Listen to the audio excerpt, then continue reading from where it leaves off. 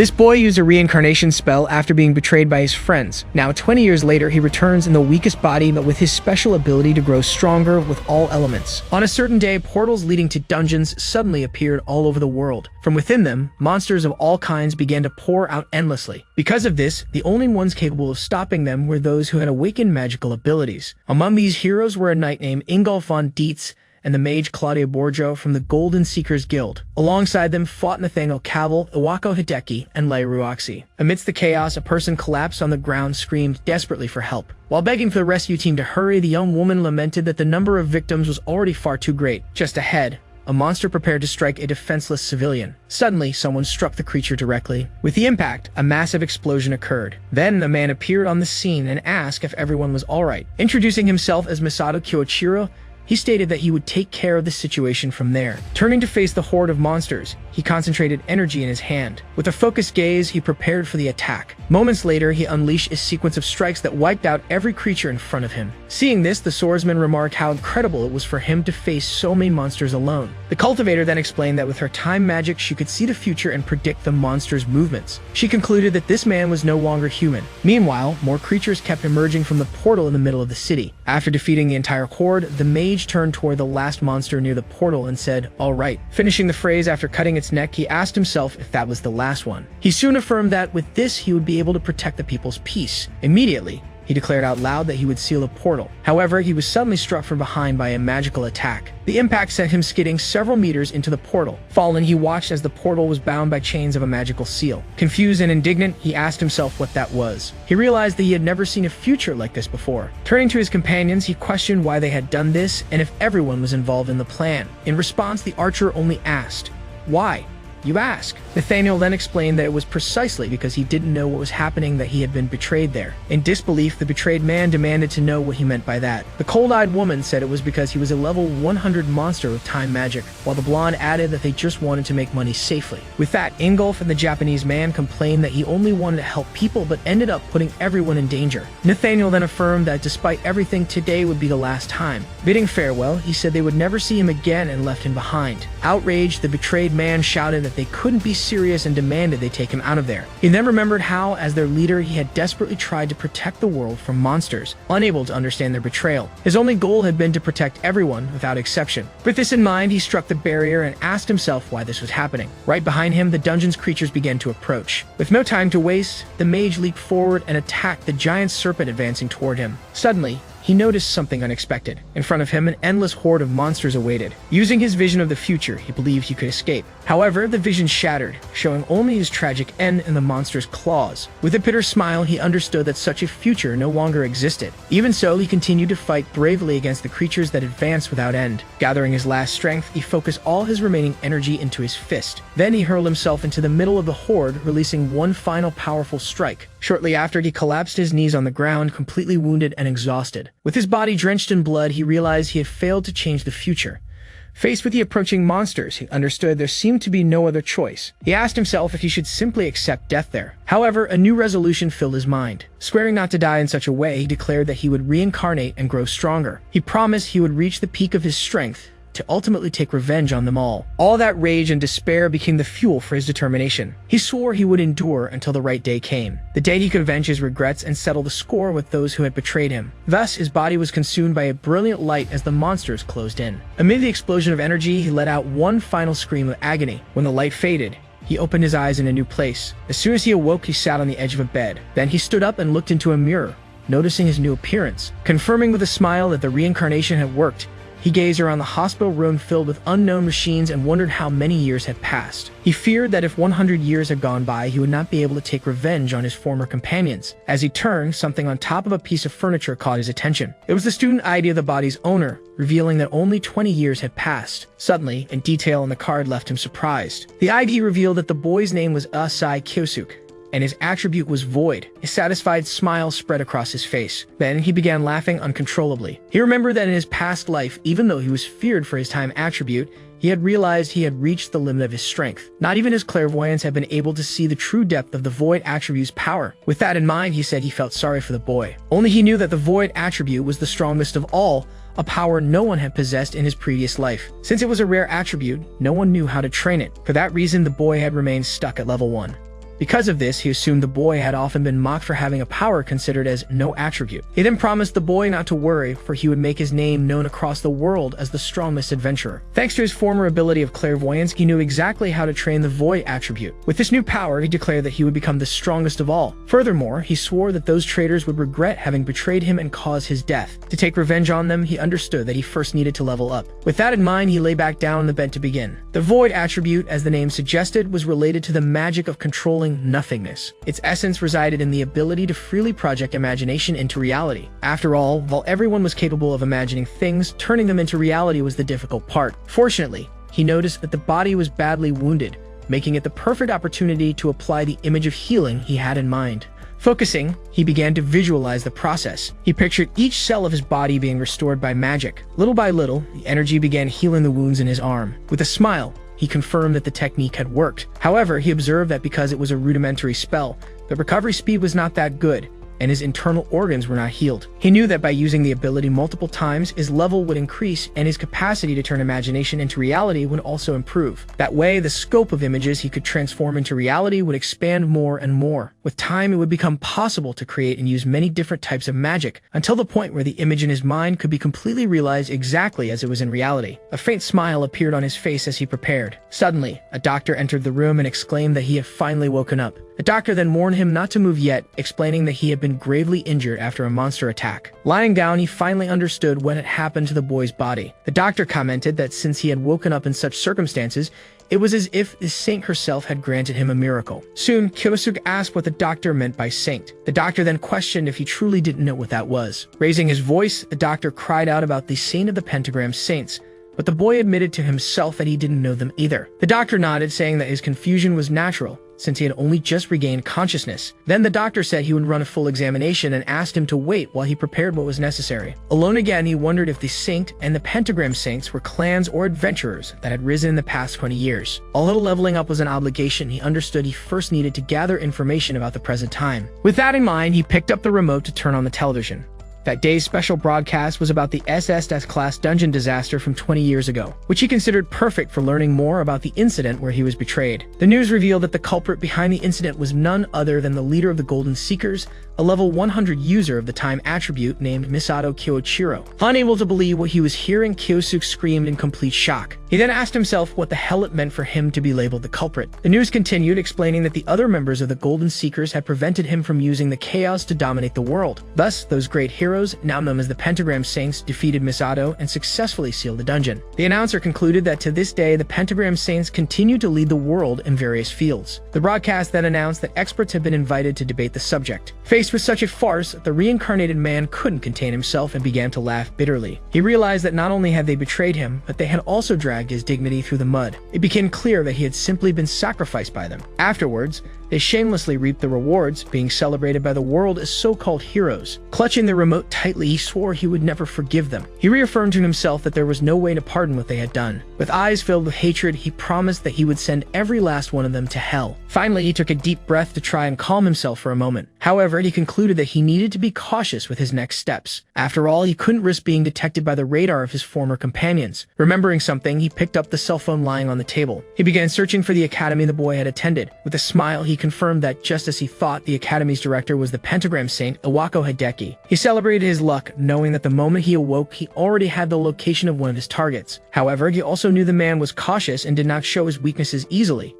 He recognized that the difference in levels between them was far too great, making it impossible to defeat him now. Frustrated, he threw himself back onto the bed. He concluded that he could do nothing at level 1, and for now, he would focus on leveling up while searching for opportunities. Clenching his fist, he declared that Iwako would be his first target.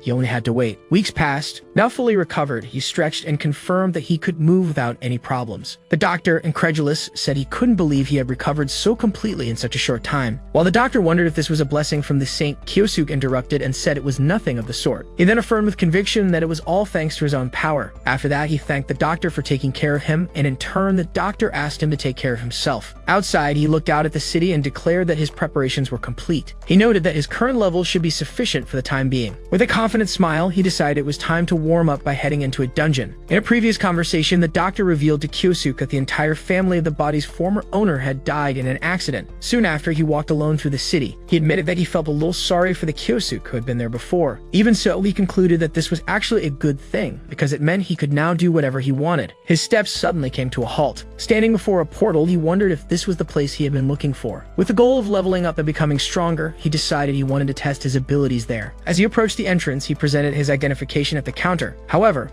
a guard stopped him and shouted for him to wait. Unfazed, he simply asked what the problem was. The guard then pointed to his ID and exclaimed that his level was only 27, while the minimum to enter there in a group was 30. The man then asked if he planned to enter alone, but the young man replied that such rules only applied to normal cases, saying, however, he forcefully pulled himself free from the guard's grip. He then displayed his ID and stated that as a student of the Adventurers Academy, everything would be fine if he signed the consent form. He revealed that he had researched this while he was in the hospital, leaving the guard speechless. Suddenly, a young voice told someone to stop. He turned to a group of boys and ordered that it was enough. Their leader then remarked that the guard was only worried and that a rookie like him should know his place. Kyosuke simply observed the trio in silence. Ignoring the provocation, he turned back to the guard and confirmed if all he needed to do was sign the form. While the man tried desperately to stop him, he began to sign the document. After finishing, he turned and asked if there was any other problem. Before stepping into the portal, he thanked the guard for his concern while the man watched him leave. Immediately afterward, the staff member turned to the group and begged them to please follow the boy. He explained that letting him go alone was suicide, but the group's leader showed no interest. One of the boys asked why they would bother, but the one with purple hair said that, in fact, this could turn out to be a good thing. He continued, insinuating what they could do if no one was watching. With a grin, he concluded that if something happened to Kyosuke, it wouldn't be a problem at all. With that, the trio dashed toward the portal, shouting that the cocky brat needed another 100 years of training. Thinking they were going to help, the guard thanked them for their gesture and said he was counting on them. Inside the portal, the trio advanced through the dungeon's dark corridor. It was then that their leader revealed the true plan. They would do as always, kill the boy and blame the monsters for what happened. He said that idiots like him were perfect to be used as bait. With a cynical grin, he showed a bag full of items, concluding that this was how they lined their pockets. Without wasting time, they rushed ahead in pursuit of their target. 10 minutes passed, and the chase had already left them breathless. Even in a straight path, they still hadn't managed to catch up to the boy. That was when one of them pointed forward and shouted. Before their eyes, Kyosuke was facing terrifying monsters, each larger than him. His eyes gleamed with his newly awakened power as he confronted the enemies head-on. Without hesitation, he unleashed a powerful wave of fire, incinerating part of the creatures. Immediately after, he gathered a distinct energy in his hand. With a single motion, he fused the two powers into one devastating strike. The explosion obliterated every monster on the battlefield. When the dust had settled, only he remained standing among the wreckage. Stunned, the leader of the group questioned how someone alone had managed to defeat a rank E monster. But before he could get an answer, the red-haired boy pointed at something on the ground. It was a rare item, and he already calculated that selling it could guarantee a comfortable life for 6 months. One of his accomplices commented with satisfaction that the brat hadn't even noticed its value. For them, the plan was clear. Once they eliminated Kyosuke, the item would be theirs. Without hesitation, the three launched their attack. The two subordinates charged ahead while the leader watched carefully. At the right moment, he shouted for them to finish the boy right there. But Kyosuke only muttered, as if in disapproval of the situation. He lifted his eyes and asked if they really thought they were being clever. Easily dodging their blows, he reflected that no matter the era, there would always be vermin trying to steal what belonged to others. Shocked, the two asked how he managed to evade them without even looking. The leader barked that it was pure luck and furious. Launch a blast of fire from behind. He ordered Kyosuke to just die already. With cold determination, Kyosuke channeled energy into his fist. In an instant, he landed a direct punch to the boy's abdomen. The impact was so strong that the leader fell unconscious instantly. His body was sent flying through the air until it crashed violently into a wall, breaking it down for several meters. When the dust settled, there he was sprawled on the ground, legs up, with the structure completely destroyed. Looking at the result, Kyosuke declared that for scum like them, he would show no mercy. He affirmed that he would use each one as a stepping stone without hesitation. With the aura of his power pulsing intensely around his body, he made a vow. His revenge began here. Outside, the portal remained open in front of the school. Shortly after, a new person entered the dungeon. Hawako's subordinate, Yoichi Sude, revealed that he had come after hearing that a student from the academy had gone in alone. However, what he found were novice hunters lying dead, and he wondered why they would be there. Staring at the scene, Sube asked himself what the hell had happened in that place. Later that night, the scene shifted to an apartment. In his room, Kyosuke reflected that in the rank D dungeon, he had managed to level up and test his magic. Then he looked at his identification card and revealed that his new spell was called Information Obscurity. With it, he explained that not only could he falsify his level, but also erase entry records, concluding that it was extremely useful. Lying on his bed, he commented that tomorrow would be his first day at the academy when he noticed something on his phone. He saw unread messages from the day before demanding money and calling him a no attribute. Reading the taunts, he understood the situation and scoffed at what he saw. The next morning, several students arrived at the academy courtyard. As he walked, he heard a voice calling him from behind. His classmate, Asahi Karen, greeted him with a good morning and asked if he was feeling better already. He thanked her for the concern and assured her that he was fine. While the girl said she had been very worried, Kyosuke noticed that the former owner of that body had people who cared about him. Soon, a mocking voice interrupted them, jeering at the no attribute who had barely escaped death. The leader of the group approached and said that for protecting a weakling at level 1, he should receive something in return. Smiling, the boy went on, saying he was short on money and Kyosuke surely had what he wanted. At that moment, Kyosuke remembered the messages and concluded that these must be the bastards behind them. However, Karen stepped in front and begged them to stop, explaining that he had just come out of the hospital. Her hand was trembling as she held the strap of her bag. Kyosuke noticed this as he analyzed the situation. Gesturing with his hand as he stepped forward, he thanked her for her help but assured her he would be fine. One of the boys sneered, telling him not to act brave in front of a woman since he was just a nobody without an attribute. The group's leader then threatened him, saying he would remind him that he was a useless good-for-nothing who didn't even know how to use magic. In response, Kyosuke declared that they were the ones who needed to be reminded of their place. In his thoughts, he promised the body's former owner that he could rest easy because he would make his name known throughout the world as the strongest adventurer. Out loud, he affirmed that he was a man of his word. The aggressor's expression twisted in anger. Furious, one of the boys asked what nonsense he was spouting while preparing a fire attack. Immediately, Kern exclaimed that it couldn't be because using magic outside of dungeons was against school rules. The blonde boy, however, shouted at her to shut up, yelling that the talentless, no-attribute weakling was the one in the wrong for daring to challenge him. With that, he hurled a fireball toward Kyosuke, yelling for him to take the hit. Kyosuke watched the spell approach without showing any reaction. Then he concentrated the same fire energy into his hand and countered the spell with an even larger sphere of power. The two fire attacks collided in midair. The clash of spells created a massive explosion in the courtyard. Seeing this, the other two boys wondered if that was the same magic, questioning since when he could use it. In the smoke, the group's leader could only stammer. What? Kyosuke glared at him and asked with disdain if that was all he had. Unable to respond, the boy only cursed under his breath. Desperate, the bully shouted for his friends not to just stand there and to finish him off. The two agreed and launched their water and wind attacks, asking what he thought of that. But Kyosuke also summoned water and wind magic. Effortlessly, he completely nullified both attacks coming his way. The group was stunned, asking themselves how many magical attributes he could use, since they had never heard of such a thing. With a cold voice, Kyosuke then asked if they were satisfied. He raised his finger and declared that now was his turn. As a massive aura of fire formed around him, he told them not to worry. At the very least, he wouldn't kill him. The bullies screamed in terror, one of them trying in vain to call for help. Suddenly, Kyosuke grabbed the leader by the shoulder and asked what they had done when the former Kyosuke had begged for help. Without waiting, he continued saying that, in truth, he didn't even need to hear their answer. He then grabbed the boy's face tightly. Lifting him into the air, he stated that worms like him always said the same things anyway. That was why, no matter what he said, he wouldn't stop his flaming fist from striking him head-on. A moment later, he delivered a powerful punch to the bully's face. The blow landed with full force, knocking the leader out instantly. The impact hurled the three aggressors far away, slamming them into the ground. The group's leader collapsed, sprawled out, and smoking on the pavement, utterly defeated. Watching the scene, Karen could only murmur his name. Asai Kyosuke.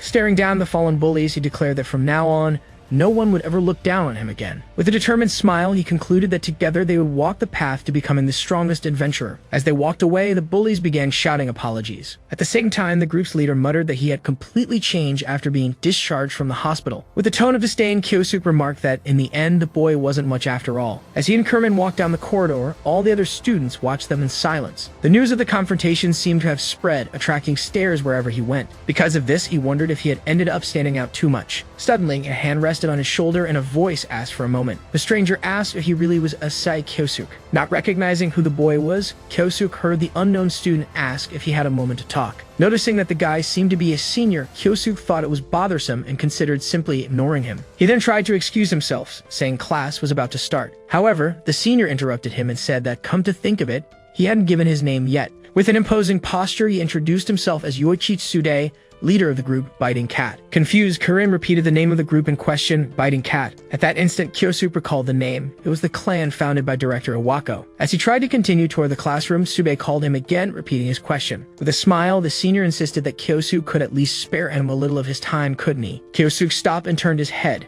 considering the proposal. Then he looked back at the boy and said that if that was the case, there seemed to be no helping it. Stugai went straight to the point and asked if he was the one who had defeated the adventurers found in the Rank D dungeon the night before. Feigning ignorance, Kyosuke simply asked what he was talking about. However, inwardly he questioned how the boy had found out, since that information should have been hidden. The senior explained that he had been told a student had entered the dungeon, so he decided to investigate. He then revealed that inside the dungeon he had found infamous criminals known for hunting down novices. Furthermore, Sube added that Kyosuke had been using multiple attribute magic that very morning. Kyosuke then realized that this meant the boy didn't actually know the details of his magic. Growing impatient, the senior demanded that he spit it out and confirm whether or not he was the one who defeated them. In response, Kyosuke claimed that since he had been suddenly attacked that morning, he couldn't quite remember what happened. Showing his identification, he concluded that he was only level 1, so there was no way he could have done something like that. Sugai had looked at the ID being shown to him. It read level 1, attribute, void. Irritated, he muttered that such a nobody dared waste his time. Turning away, he apologized for calling him out. Before leaving, the senior warned him not to act suspiciously, since creating extra work was troublesome. Kyosuke watched the boy walking away down the corridor. Soon, he began thinking about that person, Sude. With a smile, Kyosuke realized he might be able to use the senior to get closer to Iwako without raising suspicion. He then wondered if there was a way to make him his pawn, but quickly another idea came to mind. With that, he concluded this was the perfect moment to test that magic. Elsewhere, Sude finished delivering his report about what had happened in the Rank D dungeon the previous night. Seated in his chair, Director Iwako said it wasn't like him to mess things up that way. The director scolded him, reminding him that he had warned him to be careful about who he chose to use. Sudai bowed deeply in sincere apology and promised to immediately try to calm the situation. Unmoved, Iwako simply responded with, naturally. The director then warned him that if it were discovered he was involved in hunting novices, he too would be criticized. Suddenly, Iwako grabbed him firmly by the chin. He then threatened him, saying not to forget that if something went wrong, even he could be discarded in the blink of an eye. Sudai quickly replied that he understood the director's message. Inwardly, he cursed the situation, asking himself why he had to deal with this. He thought that if he had known how it would turn out, he would have extorted much more money from those bastards to silence them, revealing that he was the mastermind behind it all. Back in the conversation, the director said that even so, there was still something he didn't understand. Not comprehending, Sude asked what that was. The director explained that according to the report, the student in question was at least a third year. However, there was no record of any third-year student having entered a dungeon the previous night. With that, he set the device aside and voiced his conclusion. He concluded that the boys must have been defeated by a monster while hunting novices, and that Sude was lying to cover it up. To him, that was a far more realistic conclusion than thinking one of his own students had defeated the novice hunters alone. With nothing to say in response, Sude simply asked if that was really the case. The director confirmed it. He then concluded that unless something extremely unusual had occurred. The word unusual made Sudai remember Kyosuke's identification showing the void attribute. Turning back to Iwako, he asked if it was possible that a unique attribute had been involved in the case. The director considered the idea and replied that a unique attribute was, in fact, a plausible possibility. A smile crept across Tsubei's face. Soon after, he volunteered to handle the matter personally for the director. With a new plan in mind, he promised he would resolve this problem quickly. Inside a dark corridor, torches flickered with the agitation of something approaching. There, a group of students cast coordinated spells against an unknown threat. One of the students shouted that the monster had broken through the defense and was coming straight at them. The creature charged furiously, forcing everyone to scatter in order to survive. Amid the chaos, Sude conjured a spell to contain the attack while scolding the class, ordering them never to break formation under any circumstance. The creature then collapsed to the ground as he announced that he had cleared all the monsters in the area. Immediately, the other students commented on how amazing he was for being chosen by Director Iwako. His followers congratulated him with a salute, praising him for a job well done. Once finished, he told them he would leave the rest of them and began preparing to leave. Alone, he revealed that now was time to do what he had truly come there for. He pulled out an artifact with chains, identifying it only as chains. Activating the item, he ordered it to immediately reveal the location of Asai Kyosuke. As he suspected, Sube concluded that the target was far away from the other students. Even without knowing what the boy was planning, he considered the current situation favorable to him. That way, no one would think Kyosuke's death was anything more than an unfortunate accident. He would simply say that he had stumbled upon him by chance, since such occurrences were common in dungeons. He then began recalling past events, starting with the novice hunter incident. He continued, stating that ever since the boy had left the hospital, he had brought nothing but trouble. Furthermore, he admitted he was genuinely curious about what those other students had been talking about earlier. In a flashback,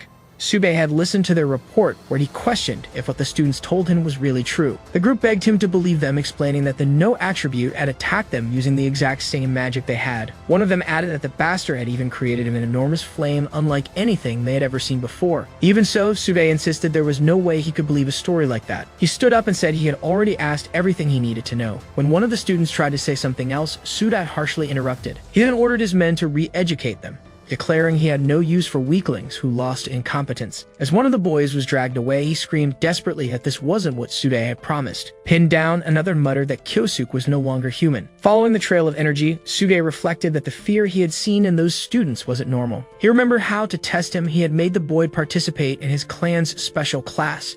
Yet the kid had only shown powerful illusions. Passing by the corpses of defeated monsters, he assumed Kyosuke must have used some kind of magic item or something similar.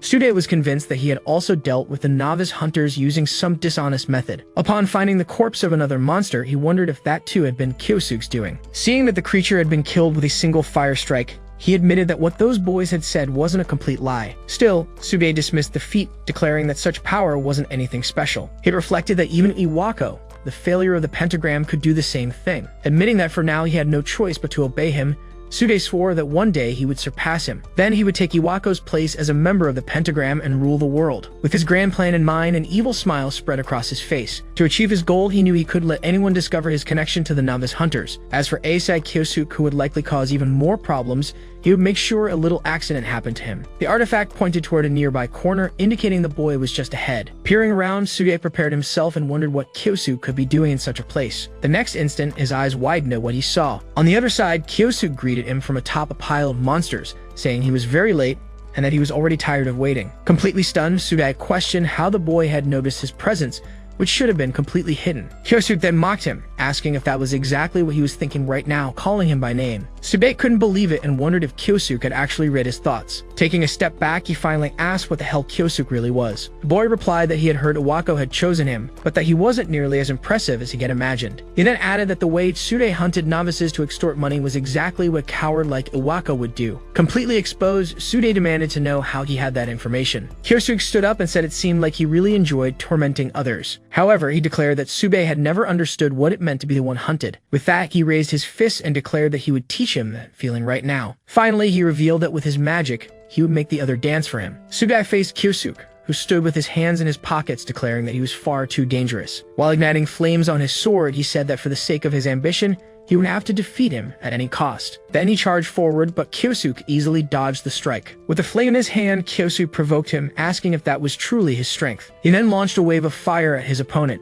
Sudai blocked the attack with his sword, asking if Kyosuke really thought he could beat him with that level of skill. But it was only a distraction. Without hesitation, Kyosuke prepared a new spell of a different attribute. The energy magic struck him, though the sword defended against it, the impact blasting him backward. The force of the blow hurled the aggressor violently into the corridor wall. Before he could react, he was surprised by another spell that rose from the rubble of the previous attack. Even so, he managed to escape again, slicing the stone spikes into pieces.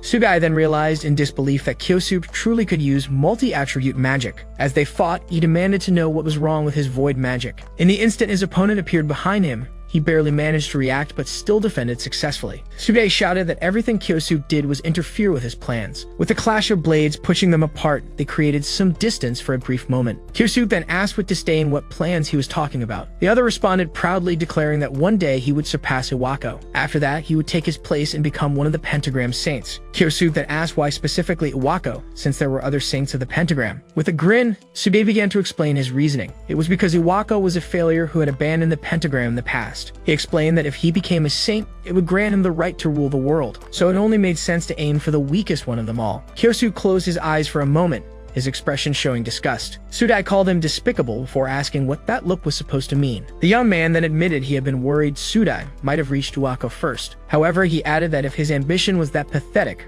then there was nothing to worry about. Those words left Sudai completely speechless. With a furious shout, he ordered Kyosuke to shut his mouth and launched another attack. As their blades crossed again, he questioned what was wrong with desiring power, money, and women. He continued, claiming that he wanted the power to trample others without anyone being able to say a thing about it. With their swords locked, he shouted that this was the power he truly desired.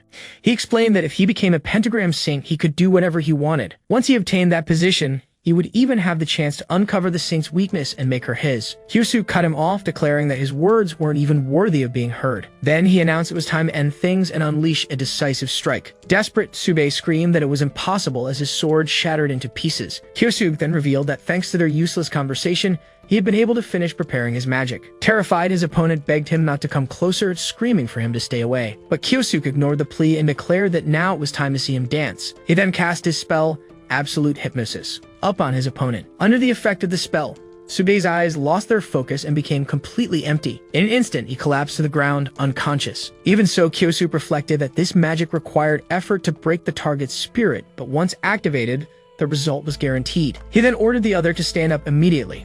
Like a puppet, the boy slowly began to rise from the ground under his command. With an empty voice, he answered, "Yes, sir, I have stood up." Kyosuke smiled, confirming that his spell had been a complete success. He then instructed his puppet to focus on completing the mission for now, since he would give further orders later. When Tsude tried to respond in a drag-out tone, Kyosuke ordered him to return to using his normal voice. Immediately, his eyes blinked and returned to their usual appearance. With his personality restored, he turned and said he would return to lead the group. As he walked away, Kyosuke silently watched him, ensuring the control was still active. A satisfied smile spread across the manipulator's face with the success of his plan. As he walked down the corridor, a shadow revealed that someone else had just arrived. It was Asahi Karin, who asked where he had been, saying she had been worried. With a gentle smile, he apologized and said he had only been talking with Sudai about something. Surprised, the girl asked what the two of them had been talking about. Kyosuke replied that they had simply discussed how to achieve their dreams, making Karin ask if he had received good advice. He confirmed that he had received excellent advice, assuring her that one of his dreams would surely come true thanks to it. Excited, Karin said she hoped his dream would come true soon, and he agreed, saying he was hoping for the same. Soon, a group of students passed through the corridor, announcing that the special class was about to end and that all students should gather immediately. Karin then called him to go with her since they couldn't fall behind. In his thoughts, Kyosuke reflected that he was truly glad he had attended that class, and he concluded silently that he had finally secured a pawn Iwako would never suspect. Still in his office, Director Iwako asked if there had been any progress regarding the incident with the novice hunters. In response, Tsude confirmed that, as expected, a student with a unique attribute was involved in the case. Furthermore, he revealed that the student in question was Asai Kyosuke, a first-year bearer of the Void attribute. With that, he reported that he was conducting the interrogation in the usual place and that the boy had already admitted to using multi-attribute magic during the confrontation. Faced with this statement, the director asked what exactly this so-called multi-attribute magic was. The interrogator, however, only gave a faint smile before answering, hinting at the active mind control. Even so, he admitted that the details remained unknown, but assured that he could discover everything given enough time. Taking the opportunity, Tsube mentioned he had a suggestion. Since it had been some time, perhaps it was appropriate for the director himself to take charge of the interrogation. After some thought, Iwako agreed that the idea was not bad at all. The man remarked that it had been a long time since he had tortured anyone and promised a reward for the trouble caused by the student. Thus, Tsube stood up and began saying that they should go together. However, he was interrupted when the director dismissed him, stating he would go later, prompting Tsude to leave alone. As soon as he was alone, Iwako answered the phone and introduced himself. On the other end, a female voice greeted him and thanked him for choosing them in the previous day's negotiation. Without pretense, he told her to stop the act. He then called her by name, Lai Ruoxi, revealing he had not fallen for the bait. The CEO of the Pentagram Saints reminded him that they were partners and shared government subsidies. Leaning back in his chair, the director tried to end the conversation, claiming to be busy, but she merely remarked that he was the same as always. Provocatively, Ruoxi asked what kind of important matter the great director of the academy could possibly have. He quickly warned her to be careful with her words and revealed that he was investigating a student with the Void attribute. Mockingly, the woman asked what a failure with that attribute could possibly be capable of. Even so, the director replied that regardless, it was still a unique attribute. Because of that, he concluded anything could happen. Hearing this, the businesswoman paused for a moment, reflecting on the information. Then she asked if he meant something like Kyoichiro's time attribute magic. Irritated, Iwako demanded that she never speak of that man, which only made her mock his temper. Still, she admitted she couldn't blame him for his reaction. The CEO then recalled how the balance of power among adventurers had completely shifted since the awakening of that power. After that, she bid farewell and said she would contact him again later. Ending the call coldly, the director muttered a farewell. Then he slammed the desk and cursed her as a selfish fox. But he admitted to himself that hearing that cursed name again after so long had deeply infuriated him. He decided it was the perfect moment to vent all his rage. Thus, Iwako's silhouette walked toward a remote warehouse. Standing at the door, he wondered how exactly he should torture the prisoner. As he touched the lock, he began listing methods such as drowning and pulling out fingernails. With a grin, he decided he would take out on the student all the anger he had been able to unleash on Kyoichiro. Channeling his energy into the lock, he confirmed the door opened. With open arms, he entered the place and apologized to Sude for the delay. However, upon seeing the torture chamber empty, he realized no one was inside. From behind, the other prepared to strike him with an object. The attack rushed toward the director's face. At the last second, Iwako raised his arm and managed to block the blow. Turning to his attacker, he declared that it seemed he had been underestimated. Glaring at him, he asked if his arrogance came from all the praise he had received. With his energy manifesting, he asked if the boy really thought he could defeat him. He attacked with chains of energy, asserting that such an effort would not be enough to beat him. The chains wrapped around Sube's body, lifting him into the air upside down. Then the director gave him a brutal kick, slamming him violently to the ground, declaring that someone like him was no match. Walking toward the gagged traitor, he said he had made the wrong choice. The man declared that the foolish desires of Yoichi Sude had led him to his own downfall. Suddenly, a voice from behind remarked that he was still the same idiot as ever. Startled by the presence, he turned and demanded to know who was there. Kyosuke emerged from the entrance, describing him as someone who bowed before the strong and exploited the weak. He added that it seemed he remained just as greedy and foolish as always. Furious, Iwako shouted, demanding how he dared speak that way to the academy's director. Ignoring the threat, the young man continued, saying that such a person had ruined himself with foolish desires. Finally, he declared that this sounded like a perfect self-introduction for Iwako Hideki, the director. Not recognizing him, the man demanded to know who that bastard was and asked for his student number so he could expel him immediately. With a smile, Kyosuke simply asked him to calm down. He finished by saying that he had finally reached this point and suggested that now they should have a conversation. Just the two of them. Furious, the director accused him of mocking him while preparing his spell. From the ground, small stones levitated with the intensity of his power. With that, the Wako promised to show the vast difference in strength between them. The man then summoned an advanced earth attribute spell, a giant hand under his control. As the massive structure of stone and soil advanced like a punch, he declared that there was no way a mere student could dodge the attack. He roared for the boy to die as he thrust a jab through the air. The stone fist shot forward at high speed toward Kyosuke. An instant later, the blow struck, creating a devastating impact that scattered debris everywhere. Laughing, the director claimed victory, shouting that this was what happened when a mere student dared to challenge him. The cloud of dust began to clear from the impact site, revealing the warehouse in ruins. Waka wondered if he had gone a little too far, concluding he would need to find a new place to conduct torture. Even without knowing who the boy truly was, he decided to stay and watch him die. Suddenly, a voice came from within the dust, remarking that he had been a great nuisance. Confused, the director turned toward the source of the sound. As the haze lifted, Kyosuke's silhouette appeared, completely unscathed. Shocked, Iwako could barely begin to form words. The boy slowly began walking toward him. In a calm tone, he reminded the man that he had only asked for a simple conversation. Stunned, the director shouted that it was impossible for anyone to come out unscathed from his advanced magic, insisting that no student like that had ever existed. Pointing at him, he demanded to know who the hell he was, ordering him to state his name. With a smile, Kyosuke merely repeated the question back about his identity. Then he asked if the man truly didn't already know him. Iwako barked that he didn't know any bastard like him and demanded that he stop joking and reveal his name. The boy then said he was deeply hurt by those words. As the image of the old Kyoichiro linked everything together in the director's thoughts, the young man asked if he had really forgotten. Recognizing him, the man's expression changed completely, and he stammered that it couldn't be true. Utterly terrified, he stumbled back, screaming in denial. Clutching his head, he was certain that the boy before him was indeed who he feared. Still in disbelief, he cursed him and called him a bastard. He then ordered him to stop the pathetic act, accusing him of having seen the broadcast about the incident. Clenching his teeth, he prepared a new energy attack, insisting that that man, Misato Kyoichiro, was already dead.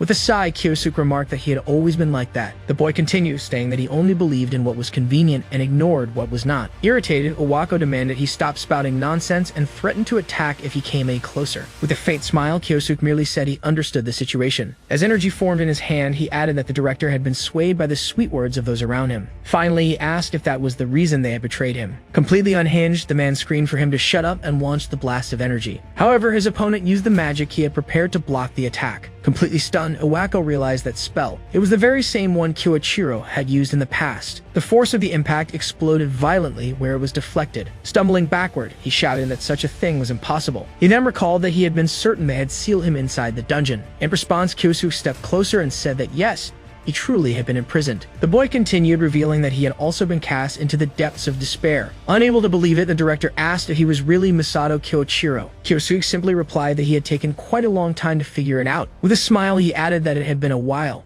and he was glad to be remembered. Still on his knees, Director Iwako asked once more if that young man was really Kyosuke, but then he suddenly rose to his feet. Shouting not to be made a fool of, he declared that such a thing would mean he had died and returned to this world. Immediately, he gathered energy into his hand for another attack. He proclaimed that ghosts should stay quiet. Then a powerful blast of energy was launched at the boy. Kyosuke, however, managed to dodge the strike with a leap at the last instant. The energy grazed past him as he twisted in the air before landing safely. Yet, a giant stone fist materialized overhead, crashing down toward him, but he dodged again. Seeing this, the director called him an insolent brat. Still, he thought he needed to seize the advantage in the fight. He recalled that in his days as a Golden Seeker, he had not been a frontline combatant, something the other saints still mocked him for. Even so, he clenched his fist and prepared himself. As rocks levitated around him, he shouted that it didn't mean he was weak. The man then revealed the secret technique that had taken him 20 years to create. With that, he unleashed his powerful dual-element magic of wind and earth. He screamed for the boy to take his attack. A storm of rocks and wind surged forward at tremendous speed. Countless stone projectiles struck the area around him. The attack finally erupted in a devastating impact. Panting, he asked what Kyosuke thought of that, claiming it was his strongest spell. The director then looked at the rising dust cloud. After a moment, he realized Kyosuke wasn't counterattacking. He let out a low chuckle to himself. Then he celebrated, shouting that he had finally done it. Boasting, he claimed he had defeated that bastard Misato Kyoichiro. Mockingly, he said that the time attribute was now a thing of the past. To finish, he asked how many years it had been, answering himself that it had been 20 damned years. He declared that the person the boy once knew was no longer who he was now, as he recalled his shameful past of hiding. Laughing, he shouted that Kyosuke should never have underestimated him. He explained that since 20 years had passed, his level had risen, and naturally he had grown stronger. Then he let out a sigh of relief. He thought that at last he had defeated him, and that he would no longer let the others act superior. With a roar, he declared that the true strongest among the Pentagram Saints was him. Suddenly, a voice from within the dust interrupted, asking if he was finished yet. As the dust cleared, Kyosuke appeared completely unscathed, making the director stammer in shock. Pointing at him, the man demanded how it was possible that he had survived so many attacks. The boy only remarked that he had indeed grown capable of using powerful magic, as expected of a hero of this era. Soon, an aura began forming around Kyosuke's body. With a smile, he said that now he could finally release his rage without holding back. Completely terrified, Iwako realized that this man was a monster. Desperate, he screamed that he wouldn't allow him to interfere again after working so hard to reach this point. The director then launched his attack once more with the giant stone hand. The rock fists surged forward to crush Kyosuke.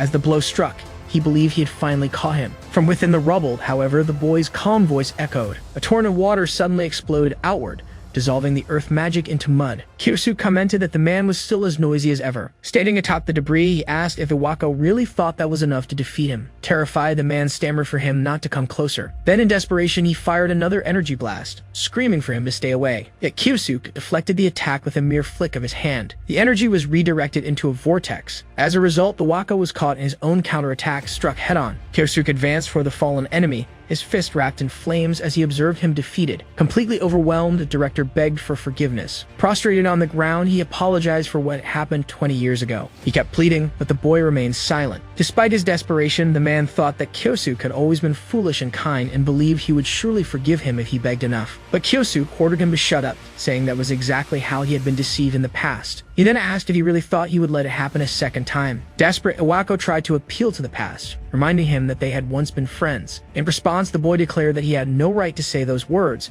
not after turning him into a demon of vengeance. Without hesitation, he struck him with a flaming punch straight to the face. Then he unleashed a brutal flurry of blows imbued with both fire and ice magic. The impact sent the director flying backward, gravely injured. As he drifted into unconsciousness, he could only think that he should never have crossed that man, before being completely consumed by a final explosion that hurled him against a tree. Standing before the frozen body, Kyosuke remarked that he should be grateful to still be alive, because there was still something he needed to ask. Looking at the unconscious enemy, he asked if he could still hear him.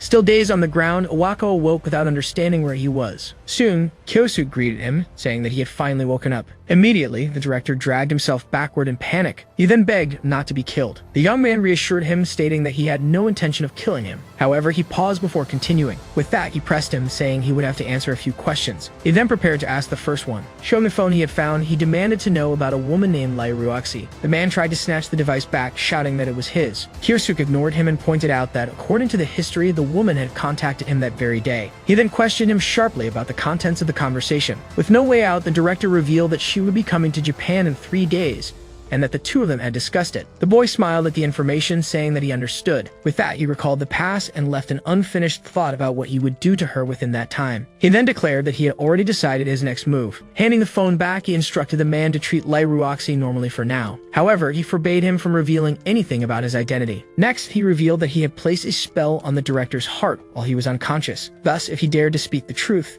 an explosion of energy would strike him directly. The man reacted in terror at the demonstration of power. As he retreated, Kyosuke reminded him to keep his promise. In truth, he had not used any such spell at all. But, considering Iwako's cowardly nature, that simple bluff was more than enough. He then decided not to use absolute hypnosis, because he wanted his enemy to suffer in despair while retaining full consciousness. 3 days later, the scene shifted to the interior of an airplane. Inside, Lai Ruoxi calmly gazed out the window. Soon, one of her subordinates informed her that they were almost arriving. Suddenly, the flight attendant began announcing that the plane was preparing to land. Her announcement was cut off by a scream that echoed through the cabin.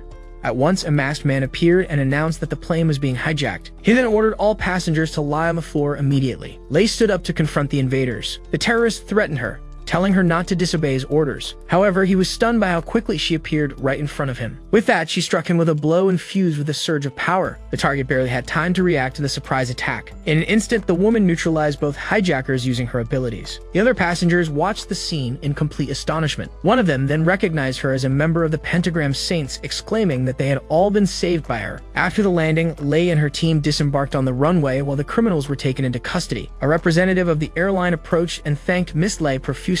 With a smile, she replied that she was glad to have been on the plane since it prevented the airline's reputation from being tarnished. Then one of her men pointed out that the hijackers' weapons were special since they had not been detected. Lai commented that recently, many groups had been using equipment made from dungeon materials. Therefore, she said she had been forced to equip her own team with defensive gear. She then suggested that the airline also acquire defensive equipment like the ones her team carried. The representative immediately agreed and bowed, promising to arrange everything. As soon as he left, the woman made a call and ordered the hijackers to be released. Her subordinate remarked that the plan had gone well, and she answered that it had been quite entertaining. After all, planning those hijackers had helped secure the business deal she wanted. The man then pointed to the crowd, noting that it had also been excellent publicity. Soon, the crowd shouted Lai Ruoxi's name, hailing her as a great heroine. With a smile, she simply waved to her new fans. Shortly afterward, they arrived by car at a large school building. As she stepped out, Lai announced that it was time to take care of the business that had brought her to Japan. The scene cut to the director's office, where Iwako waited with a bruised face. He merely stared silently out the window of his office. The visitor entered with a smile, asking permission for the intrusion. Immediately after, she asked if there had been any progress in the investigation of the student with the void attribute. The man lied, saying it had been a false alarm, claiming the boy was nothing more than a useless failure. She seemed to agree, commenting that even a unique attribute wasn't anything special in the end. Aware that the supposed spell would trigger if he said anything improper, he knew he only needed to answer normally. With that, his partner said she would go straight to the matter she truly wanted to discuss. Lai then mentioned the new drug they were developing and suggested they choose the next test subject. She then remarked that the director had made good use of the academy's system. From a distance, Kyosu listened in on the conversation, hearing the suggestion to begin with the student list. Upon hearing this, he reacted with disdain, declaring that their behavior was despicable. With that, he swore that the next person to taste despair would be her, Lai Ruoxi. Thus, the news on TV reported that Lai Ruoxi from the Pentagram Saints had arrived in Japan the previous day. Furthermore, the reporter continued, saying that she was being praised for having dealt with the hijackers. At that moment, Kyosu recognized her as one of the people who had betrayed him 20 years ago. Soon, he remembered that she produced unique weapons using dungeon materials and had made a fortune from it. However, from his conversation with Iwako, the young man concluded that she was using the school for illicit purposes. With that, he prepared to leave the house. Smiling, he reflected that beneath the facade of a heroine, she was exploiting others. Determined, he told himself that he could not allow this situation to continue. As he walked through the hallway, he pondered what the best way to act would be. Seeing the news on his phone, he recalled that the academy security was already strict when he had first arrived. Suddenly, Karen called his name, interrupting his plan to investigate the situation. With a smile, the girl greeted him and wished him good morning. As she approached, she noticed the article about Lai, and he confirmed that he was just taking a look. Shortly after, Karen enthusiastically remarked that the woman was amazing for having faced all the hijackers the day before. Then she mentioned that the Great Serpent of Changshan was also very popular, making Kyosuke ask what Changshan was. She explained that Changshan was the clan Lai had created, composed of many powerful members. At that moment, the young man deduced that the men in black suits guarding Lai were probably from that clan. As they walked, Karen asked about his future plans since many students were planning to join the army. However, he cut off his own answer as a sudden idea struck him. Immediately, he realized that if he could use that clan to his advantage, he might be able to approach Lei. Determined, he changed his mind about what he had intended to do. With a smile, he thanked his friend, saying that thanks to her, he had finally figured out what to do. Then he dashed down the hallway, leaving the girl behind. Not understanding his reaction, Karen only replied in confusion, "You're welcome." Back in his office, Iwako's phone suddenly rang, startling him. Fearfully, the director answered the call and identified himself. On the other end of the line, Kyosu greeted him and said he needed a favor. As soon as the man asked what he wanted, the young man began giving an order about what to do if Lei contacted him. The scene then shifted to a laboratory, where several researchers gathered around a bound man. In the center of the room, the subject panted heavily as he was examined by 3 assistants. Soon, the shadow of a figure approached the man, collapsed on the laboratory floor. Lei Ruoxi appeared and asked how the test subject was feeling. The man begged her to stop injecting the drug, shouting that he would die if it continued. Without a word, the woman kicked him hard in the face, forcing him to the ground. She declared that she did not listen to the opinions of lab rats. She advised him not to be so pessimistic about the situation. Then she explained that if he proved compatible with the drug, he would become even stronger. With a gesture, she gave the order for the procedure to continue. The man panicked and pleaded for them to wait as he saw the syringe approach. One of the assistants prepared the injection. The subject thrashed as the needle pierced his body. Immediately, he screamed in pain from the effects of the substance. A researcher pinned him firmly to the ground while the overseer observed the results from a distance. After convulsing, the man fainted and began drooling onto the floor. She then mocked that the experiment had resulted in the loss of speech and that the drug was useless without some magical ability. As the elevator was summoned, one of her subordinates remarked that they still needed more data. It also noted that they would need more test subjects soon, and a woman agreed. With that, she decided that to disguise it, they would make it look like a recruitment for the Great Serpent of Changshan. Shortly afterwards, she called Iwako and resumed the subject of the test subjects they had discussed earlier. Inside the elevator, she specified that she needed people skilled in magic and asked him to choose some students from the academy. On the other end of the line, the director listened in silence. Faced with her request, Iwako suggested that in that case, they could do things differently. He then proposed holding a selection within the academy itself to find the most talented students. Surprised by the idea, the woman praised him with irony, saying that he did have good ideas once in a while. Exiting the elevator, she ended the call, informing him that she would soon send the event details. As soon as the call ended, the director slammed the phone onto his desk. With that, he revealed that he had done exactly as Kyosuke had asked. Shortly afterward, a man stepped onto the stage in the auditorium and announced he had an important message for the students. He revealed that the Great Serpent of Changshan clan had decided to hold a selection exam to find new recruits. Immediately, the students reacted with excitement, realizing this was their chance to enter the famous clan. Amid the crowd, Kyosuke listened silently to the recruitment announcement. With that, he realized that the path to approach Lei had finally opened. In the academy field, the examiner thanked the students for attending the selection exam of the Great Serpent of Changshan. He then announced that he would explain how the exam would work. Aware that, in order to join the clan and get close to Lei, he needed to pass this exam, Kyosuke remained attentive. The young man reflected that unlike when he had approached Iwako, this time his strategy would be opposite. To attract the attention of Yang Xinyu, Lei's right-hand man, and the other examiners, he decided he would display all of his power without holding back. Suddenly, a voice called his name, pulling him from his thoughts. Corinne approached and asked that he was also going to take the exam, and the boy confirmed it. Even though he didn't want her to get involved, he didn't stop her from participating. With that, the girl admitted that she knew she didn't belong there. However, she declared that she had her own reasons for wanting to enter the clan. Excited, she suggested that they both do their best so they could pass together, and he agreed. With that, he reinforced to himself that he had to pass no matter what. Soon, an instructor announced that they would begin the test to measure each one's magical power. He then presented a device that would visualize the magical power of whoever touched it. With that, he explained that they would measure everyone's magic power there and ask them to come forward one by one. The first student touched the device to release his energy. The examiner wrote down the result on his clipboard without showing any reaction. Then the instructor announced that the next participant was Asai Kyosuke. As he stepped forward, the young man politely told the examiner he was in his care. A student ID card showed his name as Asai Kyosuke and his attribute as Void. Upon reading that he was level 30, the evaluator concluded he shouldn't expect much from the boy. With that, Kyosuke approached and placed his hand on the measuring device. In the next instant, a surge of energy radiated from the device, revealing immense power like a cosmic explosion of sparkling light. The instructor barely managed to react, shielding his face from the brightness. While the others stepped back, Karen exclaimed that it was insane. The examiner remained stunned, unable to move in the face of what he was witnessing. Kyosuke then asked if that was enough, and the man agreed, still dazed.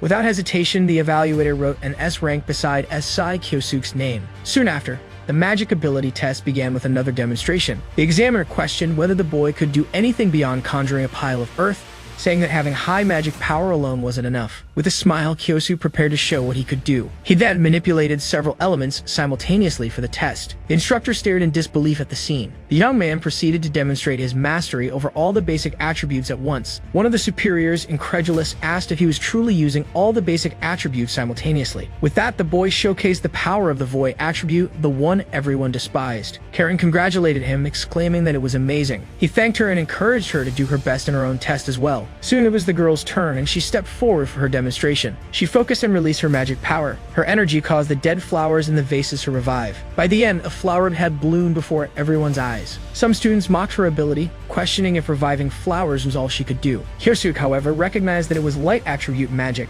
a very rare power. It concluded that though rare, her ability would be difficult to evaluate, and that it would be better for her not to get too involved in this. Karen then stepped aside silently while one of the examiners observed her. The man quietly noted on a card that Asahi Karen was worth testing as a subject. At last, the examiner announced that they would conduct individual duels. He then presented the group of fighters who would be the students' opponents. To the students' surprise, the evaluator explained that the assessment would not be based on victory or defeat, but on how they fought. However, he added that, in any case, there was no way a student could defeat one of them. Kyosuke realized they had no intention of letting anyone leave and that the situation was serious. One of the students confronted the guide, demanding an explanation. Immediately, Yang Xinyu ordered him to shut up in a threatening tone. The other recruits backed away, intimidated by the man's reaction. Calmly, the guide explained that, as he had said earlier, they would now conduct the aptitude verification. He then revealed that the test would check their compatibility with a new drug they were secretly developing. Yang Xinyu explained that the substance, made with dungeon ingredients, could drastically enhance physical abilities and magical power. One of the students asked if that wasn't supposed to be a good thing,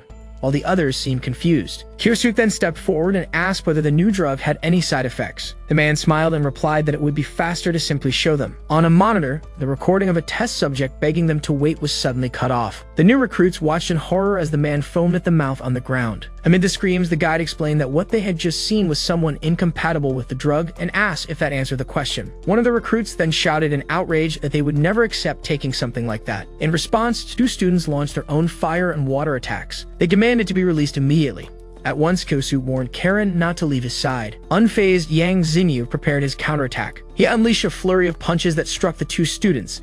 With the impact, both were completely defeated. Looking at the fallen bodies, the man lamented that the number of samples had decreased. With a calm look, he suggested they start with a woman nearby. He then remembered that she was the student with the light attribute, saying he was eager to see the results of the experiment. With the syringe in hand, he began walking toward Karen, but Kyosuke stepped in front of the girl, blocking the path. When asked what he was doing, the young man replied that he was keeping people like him away from her. At that, one of the other recruits ordered his men to restrain him. Immediately, one of the henchmen charged forward to attack, but Kyosuke struck him down with a single blow infused with energy. The leader of the henchmen reacted in shock, unable to understand what had just happened. With glowing eyes and sparks of power radiating from him, Kyosuke prepared to attack the remaining men. In the blink of an eye, the young man rushed forward and took them all down with a single charge. He then stood before the last enemy lying on the ground. Yang Xinyu could hardly believe it, demanding to know how he had defeated so many people with one strike. Kyosuke then stared at him and warned that he was next. Under pressure, Yang was clearly intimidated by the student's power. Desperate, the man realized that since things had come to this, his only option was to try to capture the girl. Karen screamed in terror as he advanced toward her. Kyosuke grabbed her hand and warned him once more that he had already told him not to get near her. Yang yanked his arm back and retreated. He was outraged with the boy. No ordinary student should be capable of that. Then Kyosuke, with a face full of hatred, told him to get ready. With that, Yang cursed the unfolding situation. Kyosuke then told her to stay back while Asahi thanked him for his protection. As she watched him, she thought about how incredible he looked at that moment. She then realized she hadn't been able to follow any of the movements he had made earlier. Yang admitted that he knew the boy had grown stronger, but never imagined it would be to this extent. Even so, he warned him not to get too full of himself because of his strength. Kyosuke cut him off, saying he had a question to ask. He then declared that the academy students were being used as test subjects. Next, he demanded to know the real reason behind it. With a faint smile, the man stared at him silently for a moment. He replied that it was very simple. Those who follow Miss Lei can receive her blessings. He explained that once the drug's development was complete, she would gain even greater power. Kyosuke confronted him, asking if he really believed performing inhumane experiments was acceptable for that reason. Finally, Yang stated that they merely used what was available, and there was nothing more to be said. He added that he considered it an honor for the students to serve as their test subjects. A memory of Asahi surfaced in Kyosuke's mind. her words about her mother being in the hospital and the high medical expenses, and also her saying how happy she was to be able to join the Great Serpent of Changshan. Back in the present, he clenched his fists at the memory, consumed by rage. Yang then pointed at the girl to begin another speech, but Kyosuke interrupted him, shouting for him to shut up. At that moment, his aura began to glow just as it had during the evaluation, forcing the other man to shield his eyes. Kyosuke then asked what he thought he was, calling him trash for trampling on others without understanding Asahi's feelings. As she watched him, the girl softly whispered his name. Yang wondered what kind of incredible pressure this was and whether he was truly just a student. Then a faint smile spread across his face. The man remarked that normally he would tell him to know his place, but he didn't dislike the courage he had shown. With that, he invited him to also serve under Miss Lei's command. He added that if he handed the girl over, he could even become an executive, as Miss Lei would be very pleased. Kyosuke repeated his demand for him to shut up, declaring he could never forgive people like him. Adjusting his tie, Yang warned that he would regret this. Immediately after, an aura of energy exploded from his body, lifting shards of the floor around him. His eyes glowed intensely yellow with the unleashed power. Observing the scene, Kyosuke identified the technique as body-strengthening magic. Yang confirmed it, explaining that combined with his martial arts, it was his invincible ability. He then challenged him as he advanced. Yang lunged forward, shouting as he attacked. Kyosuke dodged at the last second, and the punch destroyed the ground where he had been standing. Asahi was astonished at the power displayed in that strike. The man turned and remarked that it seemed the other had managed to dodge. Kyosuke noted that body-strengthening magic was indeed powerful and decided on his next move. As Yang charged again, he shouted for him not to run from the next blow. Standing still, the young man focused, shaping his energy into an image. Seeing him unmoving, his opponent shouted, asking what the hell he was doing and if he had already given up. He then launched a final punch, screaming for Kyosuke to die. At the last second, the void magic was activated. With it, the attack was stopped with just one hand. Yang stared in disbelief, muttering that it was impossible. He wondered if it was the same power as his own, but realized it was, in fact, even stronger. Kyosuke then said it seemed that now he could also use body-strengthening magic and thanked him for it. He explained that it was thanks to Yang himself that he had been able to imagine this technique. In the next moment, a powerful punch struck the man directly in the stomach. The force of the blow hurled him violently backward, sending him crashing into the wall across the room. Lying on the ground, he could not believe what had just happened. As the other approached, Yang wondered who he really was. The young man simply looked at him in silence for a moment. Then he turned to Asahi and asked if she was alright, while the girl thanked him. He told her he would open a path for everyone to escape. One of the students then asked what he planned to do, questioning where he was going. Kyosuke struck the wall with a single blow, opening a way through. He replied that there was something he needed to do. Elsewhere in the building, Lai Ruoxi was informed over the phone that Mr. Yang had been defeated and the students had escaped. Suddenly, she heard a noise and asked what it was. The person on the other end tried to warn her that an incredibly strong man was heading upward, but the call was cut off. Confused, the woman wondered what the hell had happened. At that moment, Kyosuke appeared at the door of her office and greeted her. She immediately confronted him, demanding to know who he was and why he had come there. He replied that it was for a simple reason. Finally, Kyosuke revealed that he had come to repay what she had done 20 years ago. As she watched him approach, Lai Ruoxi asked what he meant by mentioning a debt from 20 years ago. He replied that she seemed confused and offered to explain everything in detail. At that moment, the young man began, reminding her that ever since the SSS ranked dungeon, the Pentagram Saints have been hailed as heroes. He then stated that on that day, the conspiracy of a certain man had been stopped. She interrupted, asking what a student like him was talking about and if he was trying to give her a history lesson. Even so, the young man continued, saying that now the Pentagram Saints were leaders in every field, praised as heroes who defeated evil. The woman then tried to question what exactly he was implying. However, he cut her off, declaring that even so, that was far from the truth. Surprised, she asked what he had just said, while realizing that his aura had suddenly changed. Without hesitation, he accused her of using her own companions as sacrifices to reap rewards and build her legacy. He then declared that even now, she trampled on the will of those who once stood by her side, and asked if he was wrong. At this, she let out a mocking laugh. Lai Ruoxi remarked that she had been wondering what he was talking about and questioned if he believed in those conspiracy theories. He replied that it wasn't just a conspiracy. He knew exactly what she had done. Finally, the young man declared that she had pushed her own comrades into the gate. The sudden accusation left her frozen for an instant. Soon after, she wondered why some random student would know about that. The young man then asked if she still hadn't realized who he truly was. Immediately after, he revealed his true identity as Masato Kyoichiro. The revelation left her completely speechless.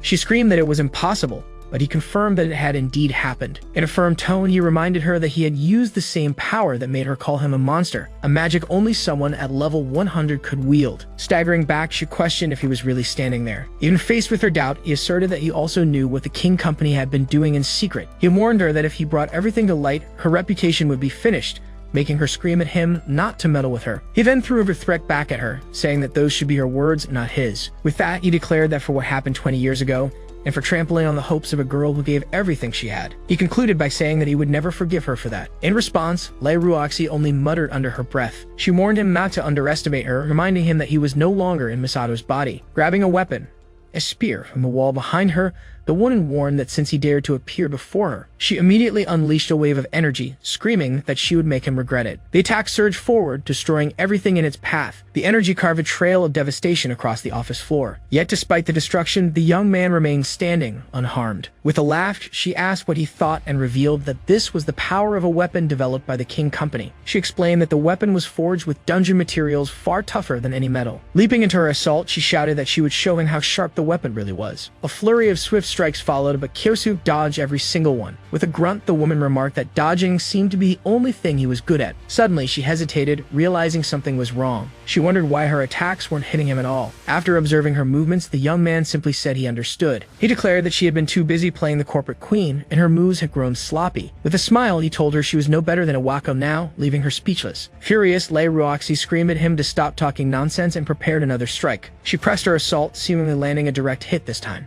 She thought she had succeeded, that she had finally struck him. Suddenly, Kyosuke said, "What a pity," as he shifted behind her in a surge of energy. As she regained her balance, the woman cursed at him, unable to understand what had just happened. Lei Ruoxi wondered if that had been void magic, though she had never heard of it having such an effect. She then considered that if that were the case, she needed more power. Infusing her weapon with fiery energy, she resolved to end it with her next strike. As she prepared, she shouted that she would make sure to shut his mouth for good. Then she charged forward with her flaming strike, yelling at him to take it. But the young man stopped the blazing blade with only 2 fingers. Unable to believe her eyes, she only muttered that it couldn't be. Kyosuke remarked that he supposed that was all her strength amounted to. He thought to himself that she was even worse than she had been 20 years ago, and if that was the case, he had no choice but to use that. Stepping back, Lei Ruoxi demanded to know what he was. Suddenly, she pulled out a syringe containing a crimson liquid. With a swift motion, she injected the substance directly into her neck. Immediately, a dark energy burst from her body, flooding the room. Watching the scene, he simply commented that she truly was willing to go that far. Her body then began to transform within the ominous aura. Finally, once fully changed, she glared at him and asked if he was the monster. In her new form, Lei Ruoxi laughed and declared that now he could not defeat her. At that moment, Kyosuke asked if she was trying to win using an enhancement drug, and if she really thought it was that easy. She warned him not to underestimate her, asking if he had any idea how much time and money had been invested in that drug. She went on to explain that she had gathered rare materials from the depths of dungeons and spent years refining that serum. Furthermore,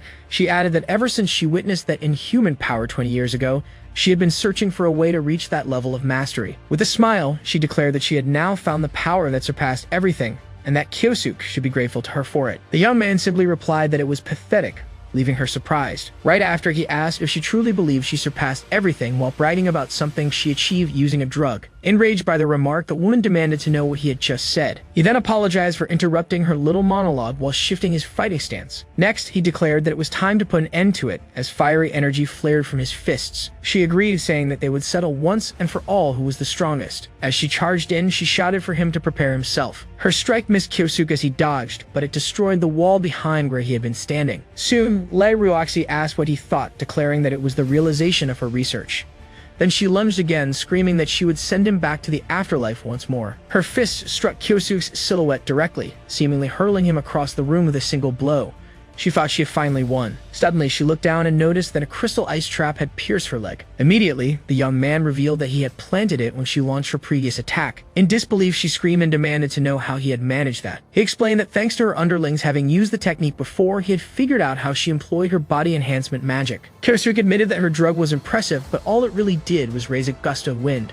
Furious, she demanded to know if he dared mock the results of her research. He simply told her to stop with that nonsense. Then he accused her of trampling on people and having the audacity to call it progress. He concluded by saying that she disgusted him, leaving her momentarily speechless. With that, she prepared to strike again. Enraged, Lei Ruoxi screamed for him to shut up as she rushed for a final blow. However, Kyosuke stopped her attack effortlessly, firmly catching her arm. Then he struck her with a single punch, sending her flying back. With the impact, the dark energy began to dissipate from her body. Collapsed on the ground, she wondered why her power was no longer working. Her transformation unraveled completely, and she fell defeated to the floor. As he watched her, he thought that this was Kyosuke's true strength now. Walking away, the young man told his opponent that it had never been true power to begin with. Outside the building, he suddenly heard his name being called. Turning around, he found Asahi and said he was relieved that she was safe. She replied that he looked safe too. At that moment, reporters arrived at the scene, confirming that Lei Company had been attacked, just as the report claimed. Asahi then asked if it had been his doing, but he stated that all he could say was that they were devastated by the incident involving Lai Ryuaxi. Nathaniel concluded by saying that, as her comrades, they felt deep shame for not having noticed Lei's descent into darkness. Kyosuke then questioned if they had not noticed, concluding that the Pentagram Saints would pretend not to know anything once again. Clutching the remote with anger, he thought that it was exactly like what they had done 20 years ago. He reflected that those people hadn't changed at all,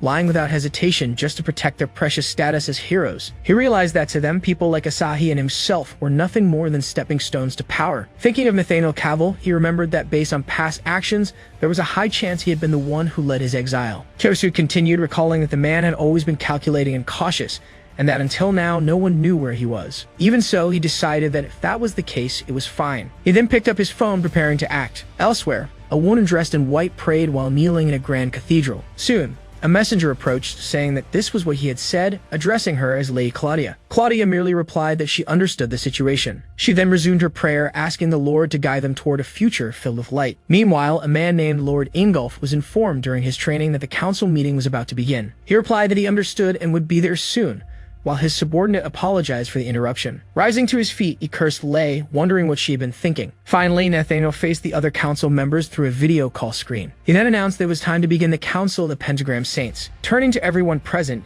he instructed them to commence the meeting. Hey everyone, did you enjoy this story? I really liked it. If you want to follow the next part, make sure to subscribe to the channel and leave a like. See you in the next story, guys.